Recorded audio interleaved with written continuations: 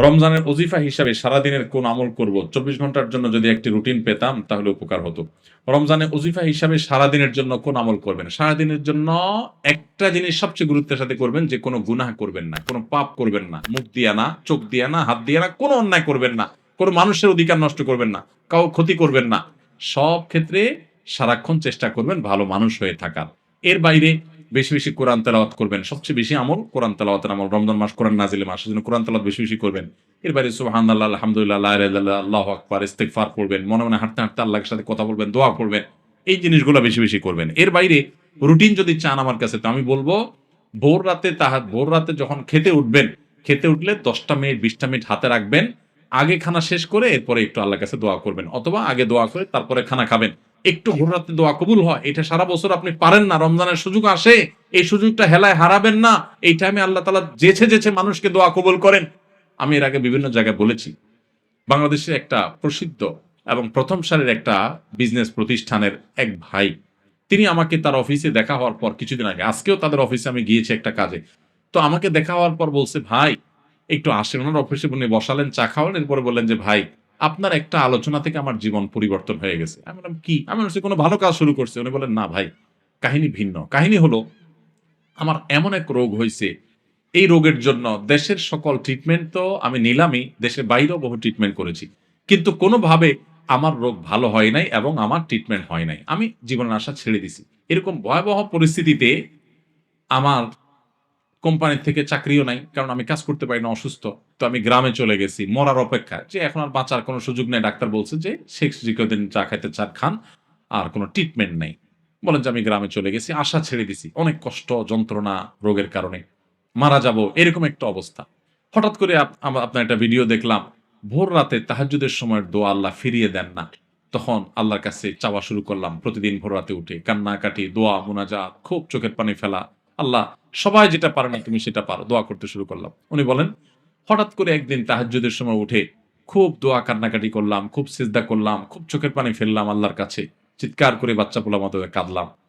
বলেন যে, "হুজুর বিশ্বাস করবেন, ওই দিন তাহাজ্জুদ পড়ে শেষ করার পর থেকে আমার শরীর থেকে সমস্ত রোগ উধাও হয়ে চলে গেছে।" আজকেও তার সাথে দেখা করে আসছি আমি। ইন্টারেস্টিং বিষয়।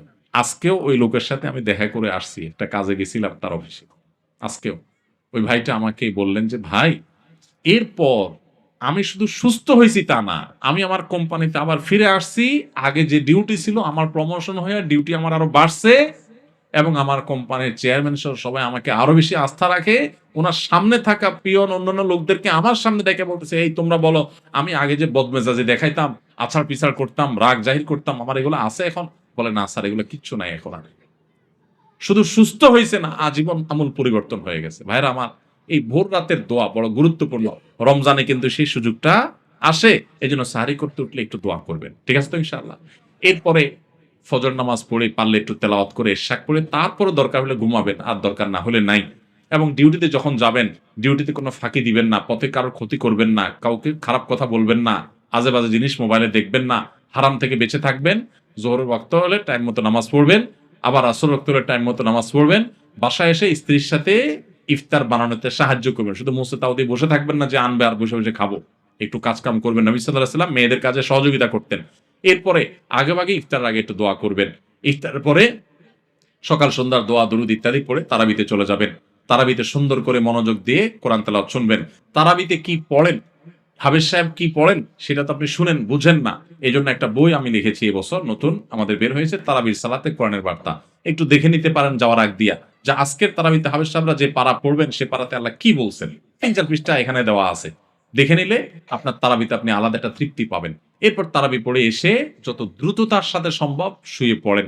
কারণ ভোর রাতে আপনাকে উঠতে হবে। এভাবে আপনি পুরো রমজান মাস গুনাহমুক্ত থাকার চেষ্টা করেন, হারামমুক্ত থাকার চেষ্টা করেন। অন্য আমল করতে পারেন আর না পারেন, এটা হবে সবচেয়ে বড় সার্থকতা ইনশাআল্লাহ।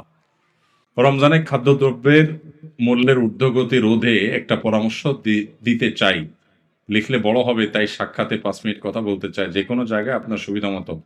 ভাই, দ্রব্যমূল্য নিয়ন্ত্রণ করার জন্য আমাকে বুদ্ধি না দিয়া বাণিজ্য মন্ত্রণালয়ের লোকজনকে বুদ্ধি দেন। আমার হাতে তো ক্ষমতা নেই। আপনার বুদ্ধি আমি কাজে লাগাইতে পারবো না তো। কোন বুদ্ধি দিলে সব ২ নম্বর ব্যবসা সাইজ করা যাবে এটা তাদেরকে বুদ্ধি দেন। ভাইরা আমার, আমার কাছে অবাক লাগে যখন দেখি টেলিভিশনে অথবা কোনো ভিডিওতে, কোনো পত্রিকাতে নিউজ হয়, এই সুন্দর লম্বা দাড়ি, মাথায় একটা সুন্দর টুপিও আছে, আবার দাড়িগুলোতে মাশাআল্লাহ মেহেদি কালারও করা আছে। কিন্তু উনি ধরা খাইছেন কিসে?